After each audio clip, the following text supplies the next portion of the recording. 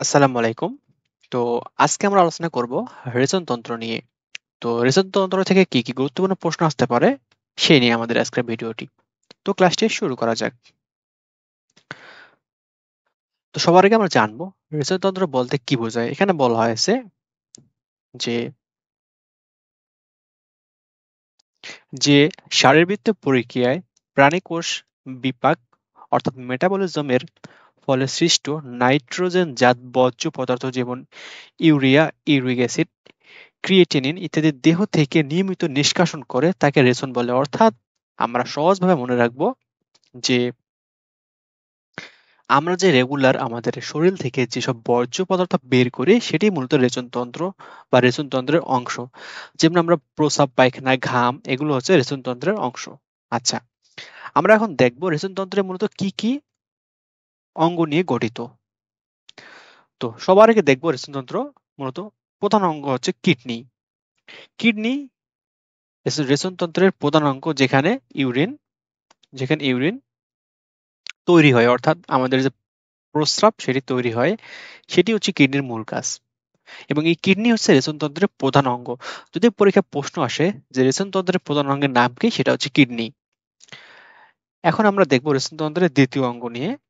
দেখো, রেচনতন্ত্রের দ্বিতীয় অঙ্গ হচ্ছে ইউরেটার, যেটি বৃক্ক থেকে মূত্রকে মূত্রথলিতে বহন করে। অর্থাৎ আমরা এখন একটু দেখি প্র্যাকটিক্যাল যে আসলে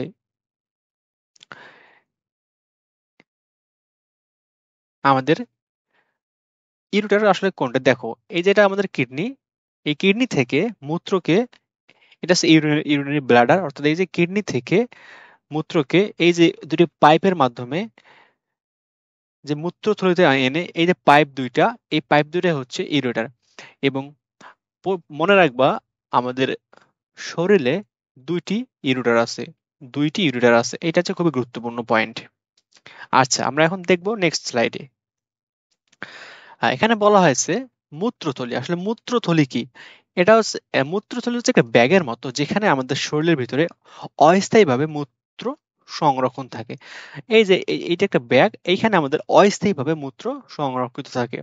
অর্থাৎ আমরা যে দেখছি এর আগের পিকচারে, যে এইখানে এই যে এটা যে কিডনি, এটা আছে আমাদের ইউরেটার, এটা আছে মূত্রথলি বা ইউরিনারি ব্লাডার। তো এই কিডনি থেকে যেসব মূত্র তৈরি হয় তা মূলত ইউরিনারি হয়ে আসে এবং আমাদের এই যে ইউরিনারি ব্লাডারে সংরক্ষিত হয়। তো এটি হচ্ছে আমাদের সেই ইউরিনারি ব্লাডার। এখানে বলা হয়েছে ইউরিনারি ব্লাডারে অস্থায়ীভাবে মূত্র সংরক্ষিত হয়। আচ্ছা, আমরা এখন নেক্সট স্লাইডে যাচ্ছি। এখানে বলা আছে মূত্রনালী, অর্থাৎ যে নালীর মাধ্যমে আমাদের দেহ থেকে মূত্র বাহিরে নির্গত হয়। অর্থাৎ এই যে এটা হচ্ছে ইউরিনারি ব্লাডার, এটা হচ্ছে ইউরেথ্রা, অর্থাৎ এই ইউরেথ্রা দিয়ে আমাদের শরীরের হতে প্রস্রাব বের হয়। আচ্ছা, আমরা এখন নেক্সট স্লাইডে যাচ্ছি। এখানে বলা আছে বৃক্ক, অর্থাৎ কিডনির বাংলা অর্থ হচ্ছে বৃক্ষ। এখানে মনে রাখবা কিডনির বাংলা অর্থ হচ্ছে বৃক্ষ। এখন আমাদের শরীরে মূলত দুটি বৃক্ক থাকে, অর্থাৎ আমাদের শরীরে দুটি কিডনি থাকে। সেই কিডনি দুটি কোথায় অবস্থান করে? দেখো, এই যে পিকচারে দেখতে পাচ্ছ, এই যে এইখানে আমাদের কিডনি দুটো অবস্থান করে। আর কিডনির গড় ওজন 150 গ্রাম। অর্থাৎ আমাদের শরীরে যে কিডনি আছে, অর্থাৎ এই কিডনিগুলোর ওজন হচ্ছে গড় ওজন 150 গ্রাম। অর্থাৎ প্রতিটি কিডনির গড় ওজন 150 গ্রাম।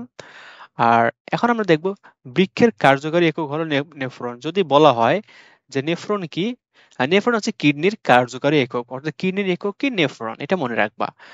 আর তারপরে পয়েন্ট বলা আছে একজন সুস্থ ব্যক্তি প্রতিদিন গড়ে 1500 মিলি মূত্র ত্যাগ করে। অর্থাৎ একজন ব্যক্তি রেগুলার সে 1500 মিলিগ্রাম, অর্থাৎ 1.5 লিটারের মতো মূত্র ও প্রস্রাব শরীর থেকে বের করে দেয়।